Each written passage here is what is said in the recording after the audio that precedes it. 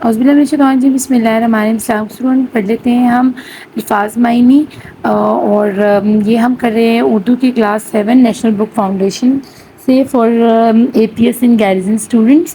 اس کا ہم حمد کا چیپٹر کر رہے تھے، اس کے الفاظ معنی کریں گے، دین اس کے کوشچن آنسرس اور الفاظ جملے بھی آج کر لیں گے، اور اس کے علاوہ ہم گرامر کا جو ورک ہے جو سی پی میں انکلوڈیڈ ہے اس کو بھی ضرور اس میں کمپلیٹ کریں گے۔ الفاظ معنی میں نظام ہستی سے مراد ہے زندگی کا نظام، تاج وقار کا مطلب ہے عزت کا تاج، وحدت مینس واحد اکیلا، ذلت بے عزتی رسوائی، سماعت کا مطلب ہے سننا، مہر قدرت کا مطلب ہے اللہ تعالیٰ کا حکم، جگمگانا کا مطلب ہے روشن ہونا، شعلہ جاں زندگی۔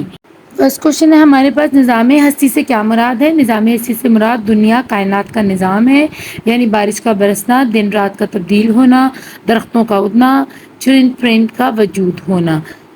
اور کوشچن نمبر 2 ہے، اللہ تعالیٰ کو کن چیزوں میں تلاش کرنا چاہیے؟ اللہ تعالیٰ کو موسم کے بدلنے، رات دن کے بدلنے، باغات پرندوں کی چہچہاہٹ میں، زمین آسمان دنیا کی ہر چیز میں تلاش کیا جا سکتا ہے۔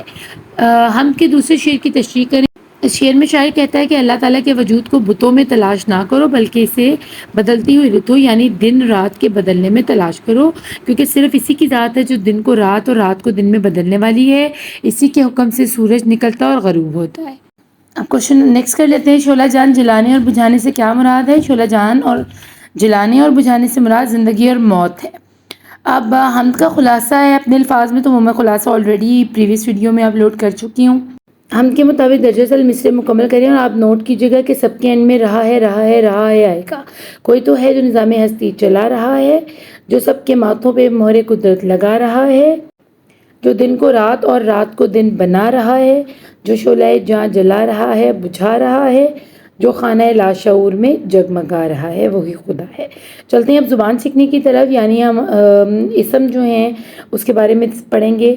چلتے ہیں الفاظ کی تذکیر و تانیث کی طرف اور پھر اس کے جملے بناتے ہیں۔ تذکیر و تانیث کا مطلب ہوتا ہے مذکر مؤنث کریں، اگر مذکر ہے تو اس کو بتائیں کہ یہ مذکر ہے، اور اس کو پھر اس طرح لفظ کو پہچان کر مذکر یا مؤنث اس کا پہچاننے کے بعد اس کا جملہ بنانا ہے۔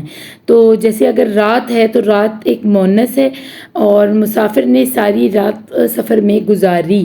اب ری سے ہمیں پتہ چلا کہ ہم نے مؤنث کو اچھے طریقے سے جملے میں جو ہے نا تذکیر و تانیث کے حساب سے ڈال دیا ہے۔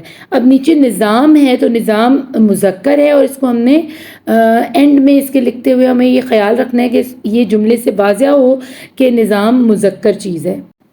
کائنات کا نظام اللہ تعالیٰ کے حکم کے مطابق چل رہا ہے۔ اب رہا ہے سے ہمیں پتہ چل گیا کہ یہ مذکر ہے۔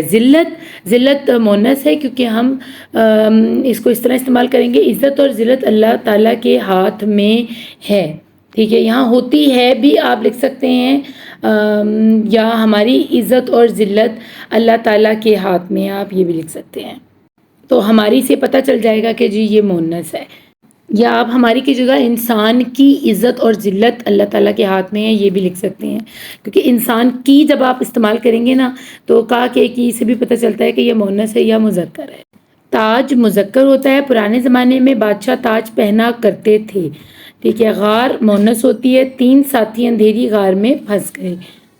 چلتے ہیں کوشچن نمبر 5 کی طرف۔ نظام ہستی کے حوالے سے جن چیزوں کا ذکر حمد میں آیا ہے اس کے علاوہ 5 چیزیں بتائیں، تو آسمان، زمین، پرندے، جانور، پودے آپ لکھ دیجیے گا۔ درجہ ذیل الفاظ و تراکیب کو اپنے جملوں میں استعمال کریں، تو چلیں الفاظ جملے کر لیتے ہیں۔